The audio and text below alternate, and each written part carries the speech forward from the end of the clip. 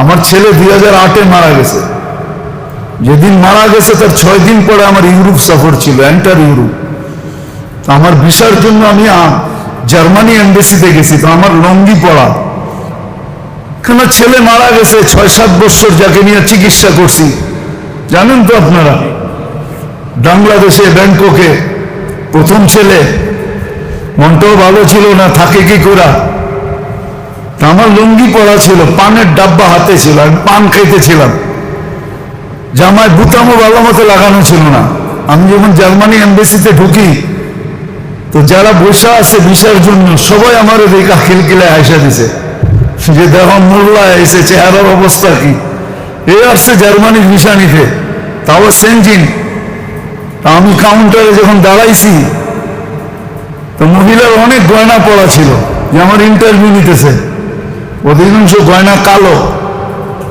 তা আমাকে জিজ্ঞেস করতেছে কি করো, আমি ব্যবসা। কি ব্যবসা? এই ব্যবসা। আমার গয়নাগুলো কালো হয়ে যায় কেন? আমি বললাম তুমি পারফিউম বেশি ব্যবহার করো, তো স্প্রের কারণে গয়না কালো হয়ে গেছে। আমিগুলো হোয়াট করবো কি দিয়ে, পরিষ্কার করবো কি দেন, আমার কারখানায় আসো। এত দূর যাওয়া তো সম্ভব না, তুমি ঘরোয়া ভাবে বলো। আমি বললাম যে ঘরোয়া ভাবে এইভাবে তুমি পরিষ্কার করতে পারো। আমি দেখতেছি সে ভিসা প্রিন্ট করতেছে।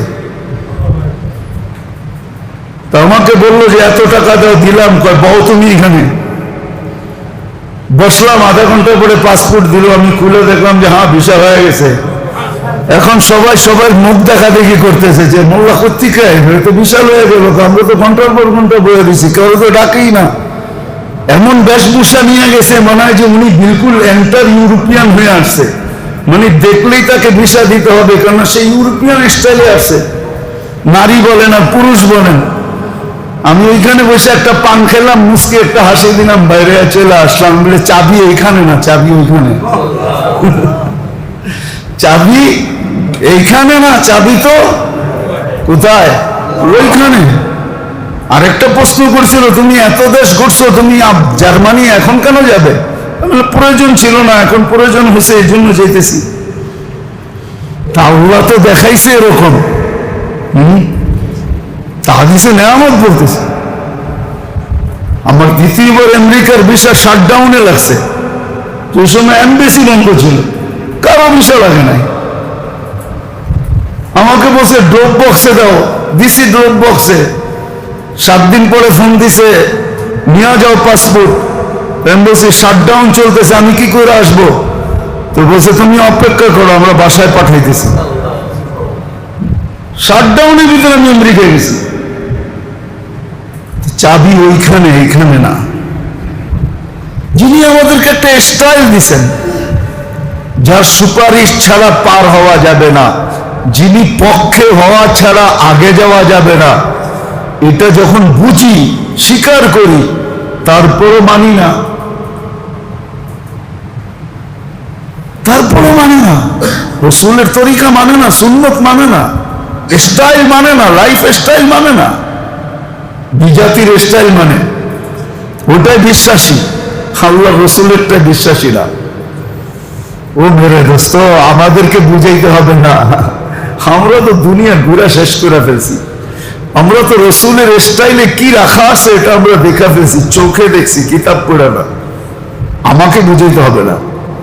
আল্লাহর মেহেরবানি, সুম্মা, এটা আল্লাহর এহসান, দয়া। অহংকার করে বলতেছি না, সারা দুনিয়া ঘুরা দেখা ফেলছি। আল্লাহর রসুলের স্টাইল কতটুকু মানুষের কাছে প্রিয়, আর এটার ভিতরে কতটুকু ইজ্জত আর সম্মান, আর এটার ভিতরে কতটুকু কি রাখা আছে, এটা আমি চোখে দেখছি। চোখে, কিতাব পড়ে না, কিতাবটা তো রেখেই দিলাম, চোখে দেখছি। এই জন্য আমি কখনো কোনো বড় বড় মজমায় বলি যে আমরা গায়ের স্টাইল ব্যবহার করি, বিজাতিদের স্টাইল ব্যবহার করি, ওটা যতটুকু ইজ্জত না পাইছে, আমার টুপি যতটুকু ইজ্জত পাইছে, এতটুকু ইজ্জত কারো কোনো পোশাকও পায় না আজ পর্যন্ত। চ্যালেঞ্জ আমার সাথে। জোর সাফারি দেখে কেউ বলছে তোমার পোশাকটা বড় সুন্দর, একদিন না, 2 দিন না, 100বার টুপি হাতে নিয়ে বলছে your cap is very nice. তোর টুপি এত সুন্দর কি লেগা? আমি তো ঘুরে বলতেছি, আমি না যাইতাম দুনিয়ায়, নয়া বাজার আর শাহজাদা মিয়ালেন থাকতাম, তাহলে তো বসতাম। আল্লাহ তো আমাকে নয়া বাজার আর শাহজাদা মিয়ালেন রাখেন নাই, ঢাকা শহরের বাংলাদেশ রাখেন নাই। দুনিয়ার এরকম কোনো জায়গা নেই যেখানে না ঘুরছি। খুব কম জায়গা আছে দুনিয়া উন্নত, যেগুলাকে বলে, যেগুলাকে স্টাইলকে মানুষ ফলো করে, যাদের স্টাইল মানুষ ফলো করে, ওরকম জায়গা তো কম, দুই একটা হয়তো হাতের করে রয়ে গেছে। বেঁচে থাকলে মনে হয় আল্লাহ ওগুলো তো নিয়ে যাবে, আশা রাখি। আমি তো দেখছি আল্লাহ রসুলের স্টাইল কত মানুষের কাছে প্রিয়, কত দামি, কত মানুষ এটাকে পছন্দ করে, কত ভালো জানে, কত ভালো জানে। বললে তো বলবেন অহংকার হয়ে যায়। দুনিয়ার কোন এয়ারপোর্টে আজ পর্যন্ত 2 মিনিটের বেশি দাঁড় করায় নেই, কিন্তু পাশে দেখছি, চিনি, নাম বলবো না, ঘন্টার পর ঘন্টা খাড়া করে রাখছে, ঘন্টার পর ঘন্টা দাঁড় করে রয়েছে, দাঁড়ায় রয়েছে, বড় বড় পদস্থ। বাহিরে বলছে মুফতি সাহেব এত তাড়াতাড়ি কেমনে বাইরেলেন, আপনাকে কি জিজ্ঞাসা করছে? আমি কিচ্ছু না। বাইরে নেন কি করা? মনে মনে এটাই ভাবছি, কিছু না, নবীর স্টাইলের কারণে ছেড়ে দিছে। আমি তো ইংরাজিও জানি না, 2টা বললে 3টা বলতে পারবো না। নবীর স্টাইল, নবীর জিন্দগির কারণে, বেশভূষার কারণে। কেননা চাবি তো ওর হাতে না, চাবি তো এখানে। হ্যাঁ, যা মনে চায় তা করে, চাবি ঘুরে দিছে, চাবি ঘুরে দিছে, ওইখান থেকে চাবি ঘুরে। আমার মনে আছে, আমার মনে আছে, কারগুজারি শুনাইতেছি আপনাদেরকে। আমার ছেলে 2008-এ মারা গেছে। যেদিন মারা গেছে তার 6 দিন পরে আমার ইউরোপ সফর ছিল, এন্টার ইউরোপ। আমার ভিসার জন্য আমি জার্মানি এম্বাসিতে গেছি, তো আমার লঙ্গি পড়া, কেন ছেলে মারা গেছে, 6-7 বছর যাকে নিয়ে চিকিৎসা করছি, জানেন তো আপনারা। বাংলাদেশে ব্যাংককে প্রথম ছেলে, মনটাও ভালো ছিল না, থাকে কি করা। আমার লুঙ্গি পড়া ছিল, পানের ডাব্বা হাতে ছিল, আমি পান খাইতেছিলাম, জামায় বুতামও ভালো মতো লাগানো ছিল না। আমি যখন জার্মানি এম্বাসিতে ঢুকি, তো যারা বসে আছে ভিসার জন্য সবাই আমার দেখা খিলখিলায় হাসা দিছে, যে দেখো মোল্লা এসে, চেহারার অবস্থা কি, এ আসছে জার্মানির ভিসা নিতে, তাও সেনজিন। আমি কাউন্টারে যখন দাঁড়াইছি, তো মহিলার অনেক গয়না পড়া ছিল, যে আমার ইন্টারভিউ নিতেছে, অধিকাংশ গয়না কালো। তা আমাকে জিজ্ঞাসা করতেছে কি করো? আমি ব্যবসা। কি ব্যবসা? এই ব্যবসা। আমার গয়নাগুলো কালো হয়ে যায় কেন? আমি বললাম তুমি পারফিউম বেশি ব্যবহার করো, তো স্প্রের কারণে গয়না কালো হয়ে গেছে। আমিগুলো হোয়াট করবো কি দিয়ে, পরিষ্কার করবো কি দেন? আমার কারখানায় আসো, এতদূর যাওয়া তো সম্ভব না, তুমি ঘরোয়া ভাবে বলো। আমি বললাম যে ঘরোয়া ভাবে এইভাবে তুমি পরিষ্কার করতে পারো। আমি দেখতেছি সে ভিসা প্রিন্ট করতেছে। তা আমাকে বললো যে এত টাকা দাও, দিলাম। কয় বউ তুমি এখানে। বসলাম, আধা ঘন্টা পরে পাসপোর্ট দিল, আমি খুলে দেখলাম যে হ্যাঁ ভিসা হয়ে গেছে। এখন সবাই সবার মুখ দেখা দেখি করতেছে, যে মোল্লা কর্তিকা তো বিশাল হয়ে গেল, আমরা তো ঘন্টার পর ঘন্টা বয়ে দিছি, কেউ তো ডাকেই না।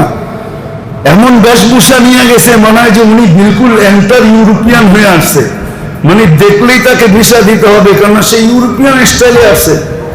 নারী বলেন আর পুরুষ বলেন। আমি ওইখানে বসে একটা পান খেলাম, মুসকে একটা হাসি দিলাম, বাইরে চলে আসলাম। বলে চাবি এইখানে না, চাবি ওইখানে। চাবি এইখানে না, চাবি তো কোথায়? ওইখানে। আরেকটা প্রশ্ন করছিল, তুমি এত দেশ ঘুরছো, তুমি জার্মানি এখন কেন যাবে? প্রয়োজন ছিল না, এখন প্রয়োজন হয়েছে, এই জন্য যেতেছি। তা আল্লাহ তো দেখাইছে এরকম। তাহাদিসে নেয়ামত বলতেছে। আমার দ্বিতীয়বার আমেরিকার ভিসা শাটডাউনে লাগছে, ওই সময় এমবেসি বন্ধ ছিল, কারো ভিসা লাগে নাই। আমাকে বলছে ড্রপ বক্সে দাও, দিছি ড্রপ বক্সে। 7 দিন পরে ফোন দিছে, নিয়ে যাও পাসপোর্ট। এমবেসি শাটডাউন চলতেছে, আমি কি করে আসবো? তো বলছে তুমি অপেক্ষা করো, আমরা বাসায় পাঠাইতেছি। শাটডাউনের ভিতরে আমি আমেরিকায় গেছি। চাবি ওইখানে, এইখানে না। তো যেটা বুঝাইতেছিলাম, আজকে আমরা বাহিরটা দেখি, ভিতরটা দেখি না, অথচ স্বীকার করি যে হায়াত আল্লাহর হাতে, মৌত আল্লাহর হাতে। একটা মুসলমান স্বীকার করে ওই আল্লাহ ডাকে যার হাতে হায়াত, যার হাতে মৌত, তারপর ঘাড় ব্যাকা করে চলে যায়, মসজিদের দিকে আসে না। তো স্বীকার করে হায়াত আল্লাহর হাতে, মৌত আল্লাহর হাতে। চাইলে বাঁচাবে, না চাইলে সুস্থ ব্যক্তিকে জাগারটা জাগায় মারবে। হ্যাঁ, এটাও বলে দিছি, মৌত কারণ নিয়ে আসবে। কেননা মালাকুল মৌতের প্রশ্নের উত্তরে আল্লাহ এটাই বলছিলেন, সাজআলুল মৌতি সাবাবা, আমরা মৃত্যুর কারণ বানায় দেব। ইয়াযকুরু সাবাব ওয়া ইয়ানসাক, মানুষ সব কারণ নিয়ে আলোচনা করবে, তোমার নাম ভুলে কেউ উচ্চারণ করবে না। আজকে আমরা কারণ নিয়ে আলোচনা করি, কিন্তু মালাকুল মৌতের নাম কেউ নেয় না। যে উনি আইসা নিয়ে গেছে, কিন্তু নিয়ে যায় উনি।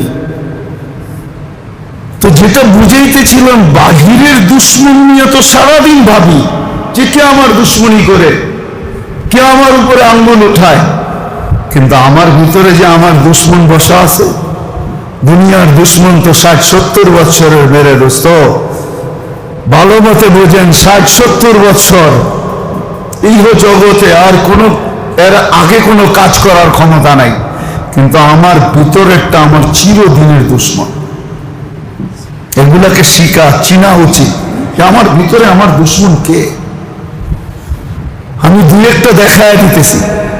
আজকে যে আল্লাহর হুকুম নবীর তরিকা মতো চলতে পারতেছি না, যে নবী আমার জন্য সবকিছু করে গেলেন, চোখের পানি কোনোদিন শুকাইতে দিলেন না, রাত্রে কোনোদিন আরামে ঘুমাইলেন না, ভালো কোনোদিন খাইলেন না, ভালো কোনোদিন পড়লেন না, ময়দার রুটি পর্যন্ত টাচ করে দেখলেন না।